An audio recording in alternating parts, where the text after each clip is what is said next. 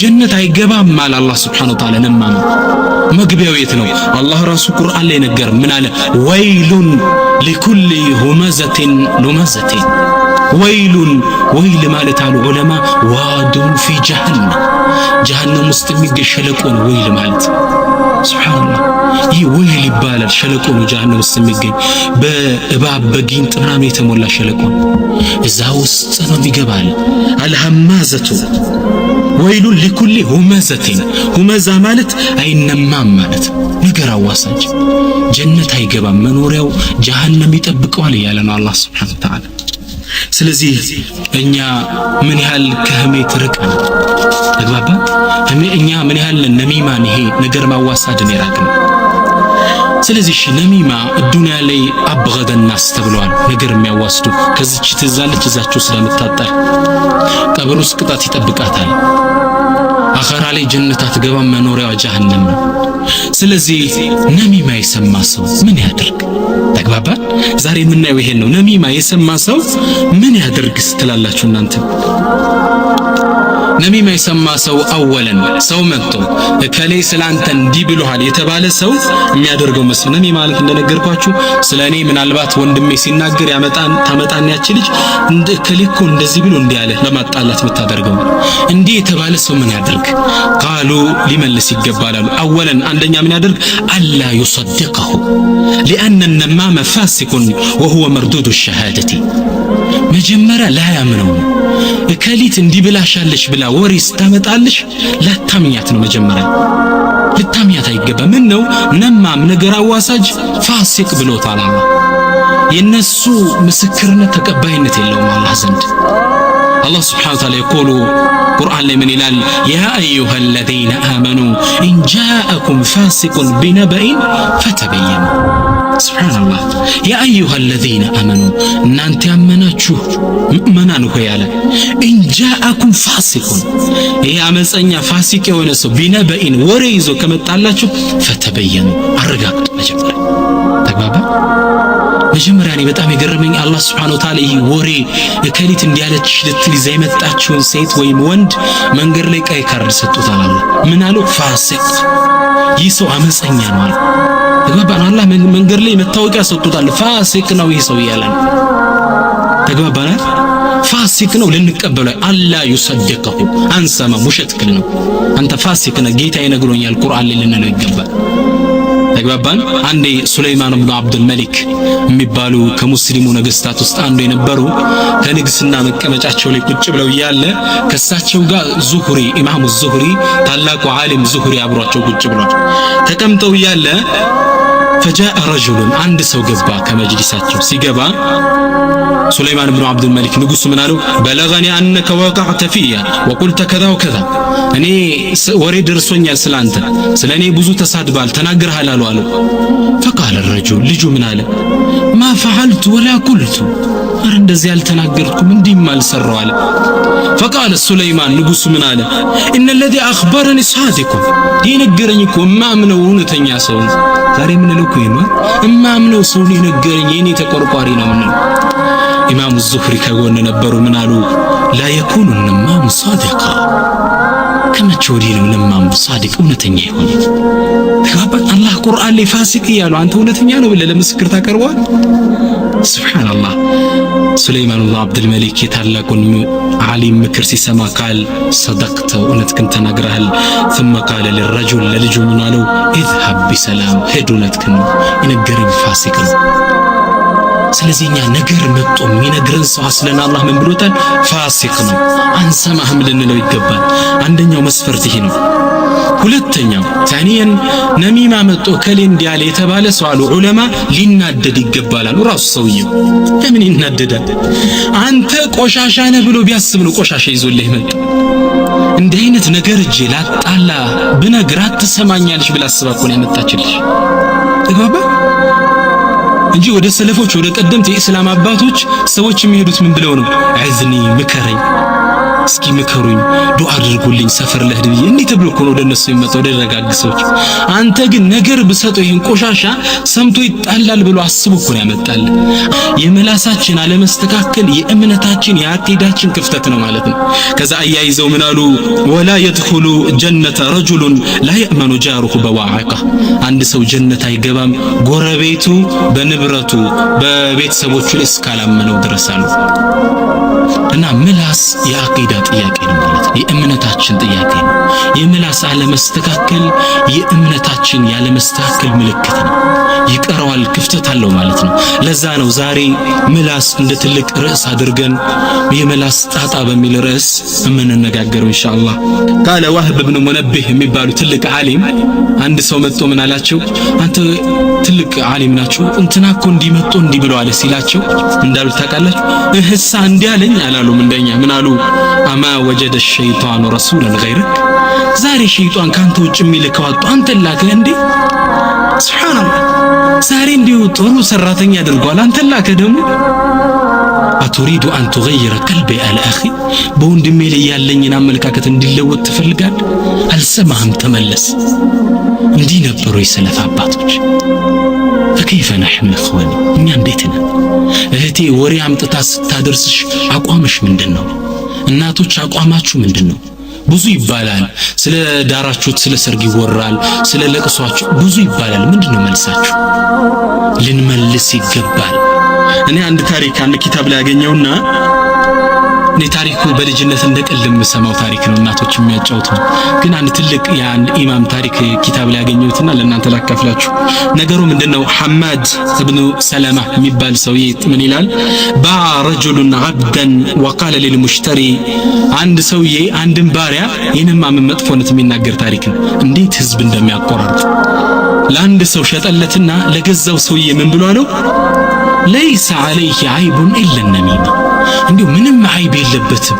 ጠንካራ ሰራተኛ ነው፣ ጎበዝ ነው፣ ግን ነማም ነው። ነገር ግን ትንሽ ያዳርሰናል። የገዛውም ሰውዬ ትልቅ ትኩረት አልሰጠው። ረዲቷል፣ ወድጃለሁ። ከዛ በኋላ የተገዛስ ባሪያ ቤት መኖር ጀመረ። አንድ ያቺ በሽታው ተነሳችበትና ስራ ባልየው ሴር ለሚስቱ ምን አላት? አንቺ ሆይ አላት፣ ባልሽ እኮ አንቺን ይጠላሻል፣ ሊፈታሽም እየተዘጋጀ ሊፈታሽ ነው። ስለዚህ አንድ ነገር ልንገርሽ አለው። እዚህ አናት እዚህ ጀርባው ጋር እጅና ማጁራቱ ጋር ቁረጭንት ጸጉር አንዱ ልታምጪልኝና በቢላ ቆርጠሽ ድግምት ልገምበትና ያን እንዲወድሽ አረጋለሁ እችልበታለሁ ድግምት አለ። እሷ ደግሞ ትዳሬ ነው ብላ እሺ ብላ ተቀበለችው። ባልየው ሲመጣ ደግሞ መጣና ምን አለው? ኦ ጋሽ ወይ ጉድ እየሆኑ ነው አላችሁ። ምንድነው አሉ። እንዴ ባለቤቱ እኮ ሌላ ውሽማ ይዛለች። ውሽማ ይዛለች? አዎ። እንዲያውም ልትገል ታስባለች። እኔ ልትገለኛው ካላመንከኝ ፈተና ማል የተኛ መስላ አውቀ ተጋደማል መጣ ልታርስ ትልታታለህ። ይቺ ምስኪን ከተኛበት ጸጉር ቆርጣ ልታስደግም አይደል ቢላዋን ይዛ ሄዳ አንገቱ ጥግ ስትደርስ አሃ አለና ነቃና የሰውዬ እዛው ላይ ይገላታል። እሷን ገደለ ሲባል የሷ ጎሳዎች ይመጡና እሱን ይገላሉ። እሱን ገደሉ ሲባል የነሳ ጎሳ መጣው እነዛን ይገላሉ። በሁለቱ ትላልቅ ጎሳዎች መሃል ከባድ የሆነ የማይበርድ ጦርነት ተነሳ። በማን ምክንያት? بهذا النمام ነማሞች የሙስሊሙን አንድነት የሚበታቱ የሚቆራርጡ መሬት ላይ ድርቅ መከራ የሚያመጡ ናቸው። ቃሉ ርዕስ እንዲሆን የተደረገበት አወለን መጀመሪያ ምላስ የሚያመጣው ጣጣ ሰውየው ስራው ማጥቶ ጀሃነም ስለሚዶለው ነው። ተግባባን? አኺራ ላይ ራቁቱን ስለሚያስቀረው ነው። ነብዩ ሰለላሁ ዐለይሂ ወሰለም አንድ የተጠየቁ ምን ተባሉ? የሰው ልጆችን አብዛኛው ጊዜ ጀነት የሚከታቸው ምንድነው ሲባሉ ምን አሉ? ተቅዋላሂ ወሁስኑል ኹሉቂ አላህ መፍራትና ጥሩ ስነ ምግባር ማዝነው። ተቅዋና ጥሩ ሁስነል ኹሉቅ ሰውየው ካለው ለጀነት ይህ ለመግባት ቅርብ ነው አሉ ነብዩ ሰለላሁ ዐለይሂ ወሰለም።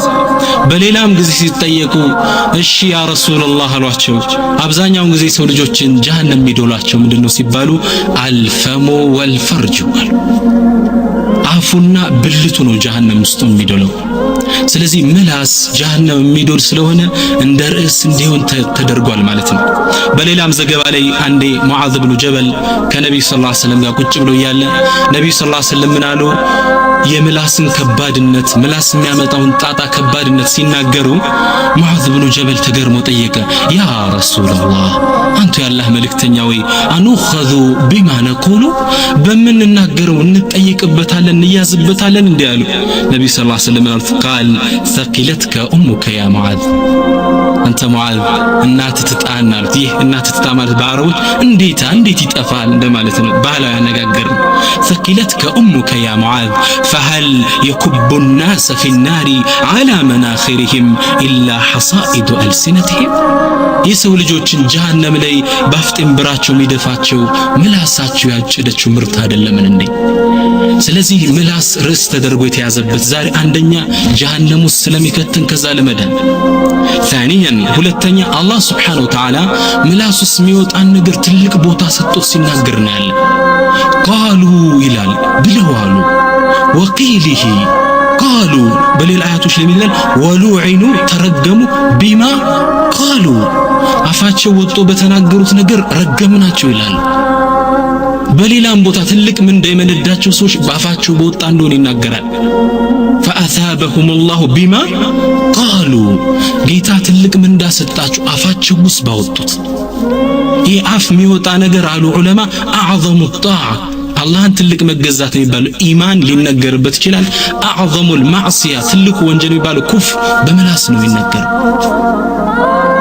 ስለዚህ ምላስ ትልቅ ርዕስ ተደርጎ እንድንወያይ ያደረጉት እነዚህና ተከታዮቹ ነጥቦች ናቸው። ሶስተኛ ምላስ እንደ ርዕስ ዛሬ አድርገን የምንነጋገርበት ነጥቡ የሙስሊሞችን አንድነት ስለሚሸነሽን ምላስ የሚያመጣው ጣጣ መዘዝ ሙስሊሞችን ይቆራርጣቸዋል። ምላስ ያመጣው ጣጣ ነው ባልና ሚስትን የሚያፋታው። ምላስ ያመጣው ጣጣ ነው ጎረቤት ከጎረቤት ጋር የሚለየው። ምላስ ያመጣው ጣጣ ነው ሸኽን ከዑለማን ከደረሰው የሚለየው። ምላስ ያመጣው ጣጣ ነው ባልና ሚስት የሚያፋታው። የሙስሊሞችን ዋህዳ ይመዝቀዋል፣ ይበታትነዋል። ስለዚህ ስለሱ አፋት ስለ ጥፋቱ መነጋገር ለአንድነታችን አስተዋጽኦ አለው ማለት ነው። ራቢዓን አራተኛ ምላስ ለርዕስ ተደርጎ የተያዘበት ዋና ምክንያት የምላስ አለመስተካከል የሰውየው የአቂዳው የዲኑ የእምነቱ አለመስተካከል ነጸብራቅ ስለሆነ በሌላ አነጋገር ሰውየው ምላሱ ቀጥ ያለ ካልሆነ ከባጢል ንግግር ከህሜት ከጊባ ከላዕን ምን አፋት ሊሳን ከምላስ ወለምቶች የተጠበቀ ካልሆነ እምነቱ ችግር አለበት ማለት ነው። እና እኔ ወላሂ ይህን ፕሮግራም እንዳዘጋጀ እድሉ ሲሰጠኝ ትላልቅ የአኢማ ኪታቦችን ሳገላብጥ ወደ 20 የሚጠጉ የምላስ ወለምታዎች ነው ያገኘ። ሱብሃንአላህ الغيبة والنميمة والسب واللعن والقول الزور بمبزات ወደ 20 አስጠግተው ቆጥረውታል። ስለዚህ እኔ በዚህ ባጭሩ ፕሮግራሜ 20ውን መጥቀስ አልችልም። አንድ ሁለቱን ጠቅስና ለቀሪዎቹ ግን ክትባት ሰጥቼበት አልፋለሁ። ሁለቱን መፍትሄ ሰጥቼበት አልፈና አንድ ሁለቱን ተነጋግሬ ሌሎች 18 ቀሪው ላይ ግን ክትባት ሰጥበት መድኃኒት ሁሎችን ጠቅልሎ ህክምና ሊሰጥ የሚችል ነገር መድኃኒት ሰጥቼበት አልፋለሁ። ወቢላሂ ተውፊቅ። ኢዘን ማ ሁወ ሊሳን ምላስ ምንድነው? اللسان نعمة من أعظم النعم من الله بها على العباد እቺ ቀይ ቆራጥ አስጋ የምትገላበጠው አላህ Subhanahu Wa Ta'ala ለባሮች ከዋላ ትልቅ ጸጋ ናት። ተግባባን። የሰው ልጅ የሚፈልገውን ይገልጽበታል። ትልቅ ጸጋም በመሆኑ ነው ነብዩ ሙሳ አለይሂ ሰላም ምላሳቸው አለይሂ ሰላም ትንሽ የመኮላተፍ ባህሪ ነበረው። አሳስቧቸው ዱዓ አደረጉ የዚህን ጸጋ ልመና። ምን አሉ? ወህሉል ዑቅደተ ሚን ሊሳኒ ጌታዬ ምላሴን ፈታ አድርግልኝማ። በሌላ አያት ላይ ምን አሉ? ወላ ينطلق ሊሳኒ ጌታዬ ምላሴ በደንብ ተፍታቶ እኮ አይናገርም። ስለ ወንድማቸው ሃሩን አላህ በቁርአን ላይ እሳቸው የተናገሩት ሲገልጽ ምን አለ? هو افصح مني لسانا ጌታዬ ሃሩን ከኔ ተሻለ ይናገራል፣ አንደበተ ርቱዕ ነው፣ አጋዥ አድርገው ለዳዕዋ እያሉ ነው። ነይን ምላስ ኒዕማ። ሹፉ ነብዩላህ ሙሳ ኡሉል አዝም ከሚባሉት ውስጥ አንዱ ናቸው።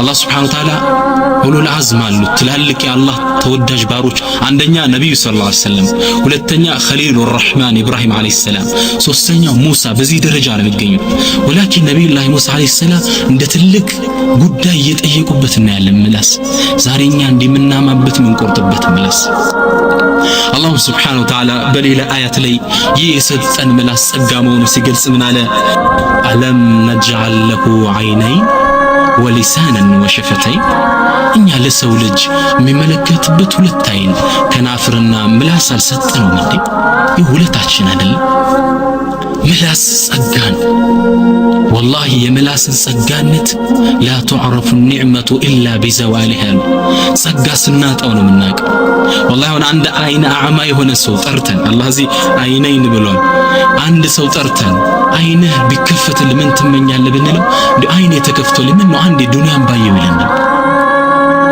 አብከም የሆነ ሰው የማይናገር ድዳ ሰው ምላሱን የተያዘ ሰው እስኪ ምን ትፈልጋለህ ይባል والله እንደው ምን ነው አንዴ ምላስ የተፈቶ ቁርአንን በኔ ድምጽ ባያነበብኩ ሰማሁት ይላል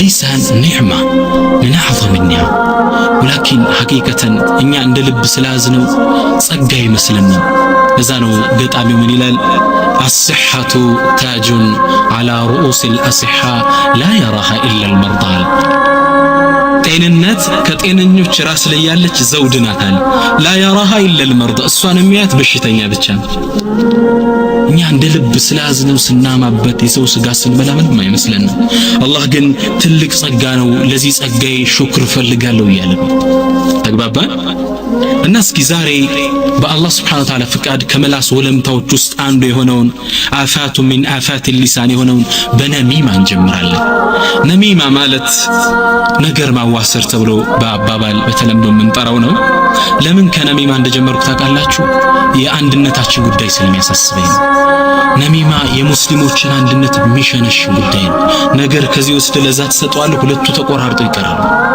ስለዚህ በነሚማ ጀምራለሁ ነገር ማዋሰድ ነሚማ ከሸርዕ አንፃር ትርጉሙ ነቅሉል ቀውሊ ኢለል መቁል ፊህ ማለት ነው አንድ ነገር ወደ ተባለለት ሰውዬ ማድረስ ነሚማ ይባላል ተግባባ ወደ ተነገረለት ሰውዬ ወስደ ማድረስ ነሚማ ይባላል ነገር ማዋሰድ ምንለው በእኛ ማለት ነው አላህ Subhanahu Wa Ta'ala ነገር የሚያዋስዱ ሰዎችን ቁርአን ላይ ሐማለተል ሐጠብ ብሎ ጠርታቸዋል እንጨት ተሸካሚዎች አላቸው ይሄ ሰበበ ንዙል የወረደበት በአቡ ለሀብ ሚስት ነበረ ነብዩ ሰለላሁ ዐለይሂ ወሰለም አዛ የምታደርግ ነበረች አላህ Subhanahu Wa Ta'ala ይህች እንጨት ተሸካሚ ሐብሉ የሚመስል ካንገቷ ላይ እሳት ገመድ አድርገን እንወረወራታለን ጀሃነም አንተን ታስቸግራለች ብሎ ያወረደው ሰበበ ንዙል ነው ግን ሐማለተል ሐጠብ ለሚለው ዑለሞች የተለያየ ትርጉም ሰጡት ومن ضمنها ሶስቱን ልንገራችሁ አንዱ አሉ ሐማለተል ሐጠብ የተባለችበት አንደኛው ነብዩ ሰለላሁ ዐለይሂ ወሰለም ሁሌ ሌሊት ሱብሂ ወደ መስጊድ ሲሄዱ እሳቸውን አዛ ለማድረግ ለመጉዳት ነብዩ ሰለላሁ ዐለይሂ ወሰለም ሾህ ተሸክማ ሄዳ መንገዱ ላይ ተነሰነሰው ነበር እንዲሁ ወቁ ማን ነብዩ ሰለላሁ ዐለይሂ ወሰለም ከለህ ከፊተኝ እንዴት እንደተቸገሩ ይሄ ነው አንዱ ተፍሲር አሉ ዑለሞች ሁለተኛው ተፍሲር አሉ የመናጤነቷ የገብጋባነቷ የስስታምነቷ ሀብታም ሚስት ናት እንግዲህ በረሃ ወርዳ እንጨት ተሸክማ ትመጣ ነበር አለ አላህ ለዛን እቺ ሐማለተል ሐጠብ ገብጋባ ጀሃነምን ዶላት ያለው ለዛ ሐማለተል ሐጠብ የተባለ ሁለተኛው ተፍሲር ነው አሉ የዛሬ ርዕሳችን ጋር ግን ያዘው انها كانت نمامة حمالة للحديث ሐማለተል ሐጠብ የተባለችበት ለምን ነው አሉ ዑለማ ነገር ተሸክማ ዚዛ ምትመላለስ ስለነበረች ይሄን ወስዳ ዛታ ታጣላለች ያን ወስዳ ዚታ ታጣላለች ሐማለተል ሐጠብ ማለት ነው ነማሞች ሐማለተል ሐጠብ ተብለው ነው ቁርአን ላይ ተጠቀሱት ነማም ማለት እንዳልኳችሁ ባጭሩ አንድን ነገር ስለሱ ይነገራል አንተ ወስደ ስለዛ ተነግረዋለህ እንደዛ እከሌኮ እንዲያለ ነው ሁለቱ ይጣላሉ አንድ ዘመናችን ታላቅ ዓሊም በጣም ገረመኝ ይሄ ነሚማ ነገር ሰዎች አዋስደው ከሁለት የሚዋደዱ ወንድሞች መሃል እንዴት እንደሚለያዩት ቁርአንን እስቲንባጥ ተደግፎ የገለጸው ገርጻ ገረመኝ አካፍላችኋለሁ ሱረቱ ሸምስ ሁላችሁ ታውቁታላችሁ።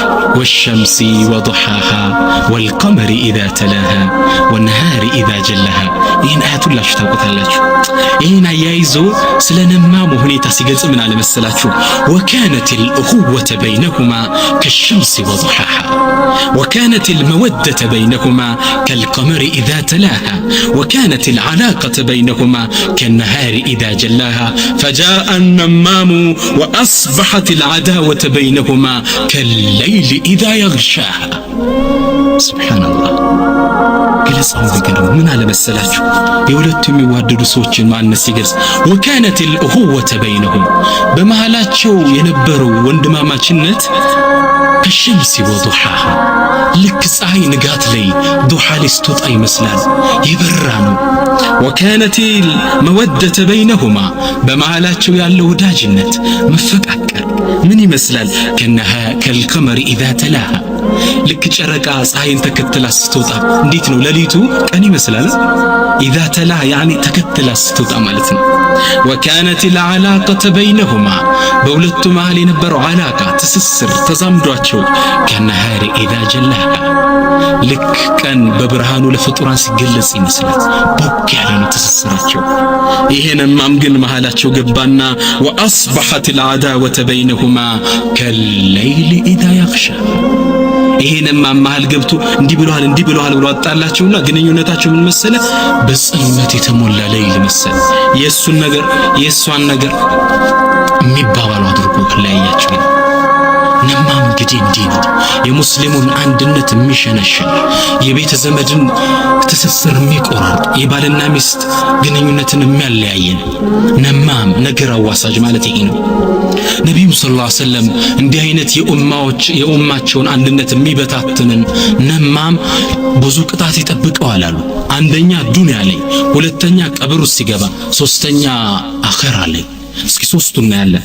ነቢዩ ሰለላሁ ዐለይሂ ወሰለም አኽረጀሁ الطبراني من حديث أبي هريرة قال رسول الله صلى الله عليه وسلم ነቢዩ ሰለላሁ ዐለይሂ ወሰለም ምን አሉ? ሶላዋት ማውረድ ዋጅብ ነው ኢንሻአላህ። قال النبي صلى الله عليه وسلم ምን አሉ? ነማም አብገድ ዱንያ ላይ ከአላህ ዘንድ በጣም የተጠላ ነው። ምን አሉ? አሐብኩም ኢለላሂ አሐሲኑኩም አኽላቅ ከእናንተ ዘንድ አላህ ዘንድ በጣም የተወደዱ ማን ነው? አሐሲኑኩም አኽላቅ ስነ ምግባሩ በጣም ያማረ። ያ አላህ በጣም የወደደው ማን ነው? አኽላቁ ትህትናው፣ ጨዋነቱ በጣም ያማረ። አልመወጢኡና ክናፈን የመዋረድ የመተናነስ ክንፋቸው ዝቅ የሚያደርጉ ተከቡር የላቸው። الذين يألفون ويؤلفون ለምደው የሚላመዱ ሰው ጋር ግርጭርጭ አይደለም። ሰው ይላመዳቸው፣ እነሱም ሰውን ይለምዳሉ። እነዚህ አሐብ አሏቸው በጣም የተወደዱ አላህ ዘንድ። ወኢነ በተውኪድ መጡ አብገደኩም ኢለላሂ አልመሻኡነ ቢነሚመቲ አልሙፈሪቁነ በይነ الإخوة الملتمسون للبراء العثرات ያ አላህ ወኢነ አብገደኩም ከእናንተ ዘንድ አላህ ዘንድ በጣም የተጠላዋሉ አልመሻኡነ ቢነሚመቲ ነገር ለማዳረስ ቦታ የሚመላለሱ ሰዎች፣ አልሙፈሪቁነ በይነ الإخوان በወንድማማቾች መሃል ገብቶ የሚለያዩ የሚያነጣጥሉ፣ አልሙልተሚሱነ للبراء العثرات ለንጹሃን ሰዎች ጉድ መቅንት የሚፈልጉላቸው አይብ ኢልቲማስ እኮ ነው። እያፈገፈጉ እያሸተቱ መፈለግ ማለት ነው። ኢልቲማስ ለንጹሃን ሰዎች ጉድ የሚፈልጉላቸው ሰዎች አሉ፣ አይብ የሚፈልጉላቸው። እነዚህ ነብዩ ምን አላቸው? አብገድ አላቸው። ይሄ አብገድ የሚለው ቃል አፍዓሉ ተፍዲል ይሉታል በቋንቋ ደረጃ ሱፐርላቲቭ ዲግሪ ነው። በጣም የተጠሉ ማለት አብገድ ማለት እጅግ በጣም አላህ ዘንድ የተጠሉ ማለት። እዛውም እነዚህን ሰዎች ነብዩ ሰለላሁ ዐለይሂ ወሰለም ሽራር ብለው ጠቅሰዋቸዋል። በጣም መጥፎ ሸረኛ ሰዎች ማለት ነው።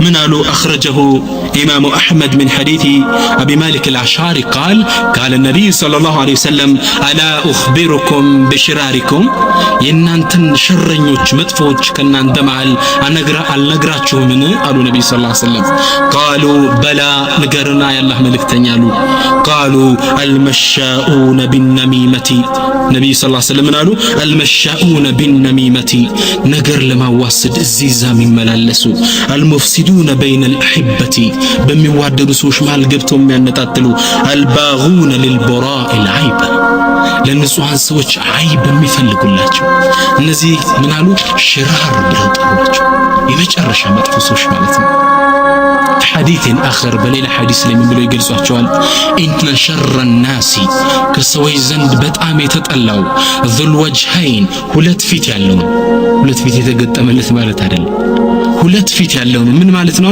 يأتي هؤلاء بوجه وهؤلاء بوجه እነዚህን ይመጣና በሚፈልጉት ይገጥማቸዋል እነዚህን ይመጣል በሚፈልጉት ይገጥማቸዋል እዛች ጋር ስትሄድ የዛች ጓደኛ መስላት እዚች ጋር ስትመስል የዚች ጓደኛ መስላት ذو الوجهين አላችሁ ሁለት ፊት ያላቸው እንደ አይነቱን ሰው ኢብኑ ሐጀር ምን ይሉታል ሙናፊቁን በኻሊስ እንደ አይነት ሰው ይወጣለት ሙናፊቅ ሁሉ ጋር ቦታ እንዳያጣ እዚህ መሄድና የሆነ ነገር እዛ መሄድና የሆነ ነገር እና ነብዩ ሰለላሁ ዐለይሂ ወሰለም ሲሉ ነው የገለጿቸው ሽራሩ ኸልቅላህ ከአላህ ፍጡራን የተጠሉ ስለዚህ ሐቂቀተን ይሄ ከባድ ጉዳይ ነው ይሄ ነሚማ የመላስ አፋት ነሚማ ያየን ነው ያለነው እነዚህ ነማሞች የዱንያ ቅጣታቸው ይሄ ነው ከአላህ ዘንድ የተጠሉ ናቸው ሽራሩ ኸልቅላህ ተብለዋል በጣም የተወገዙ የተጠሉ ናቸው ቀብሩ ሲገቡስ ዱንያ ለቀው ወደ ቀብር ሲገቡ ምንዳቸው ምንድነው እነዚህ ሰዎች قال النبي صلى الله عليه وسلم عن عبد الله بن عباس رضي الله تعالى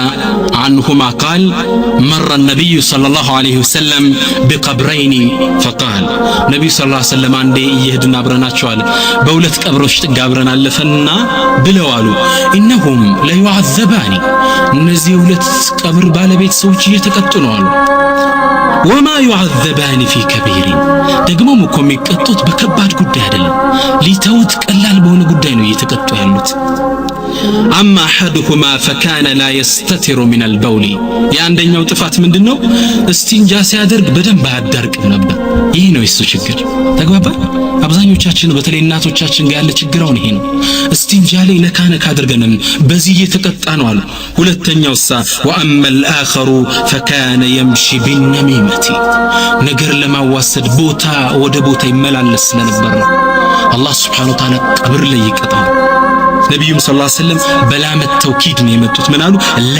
يعذبان ላመት ተውኪድ ናት ጭንፋስ ትሰጣለች በጣም እየተቀጡ ነው ማለት ከባድ ቅጣት ነው ሱብሃንአላህ ቤተሰብ ተነጥለን በመንገባበት ዛሽ ጠባብ ጉድጓድ ውስጥ ቅጣት ነው የሚጠብቀው ነማ አላህ ይጠብቀን ኢንሻአላህ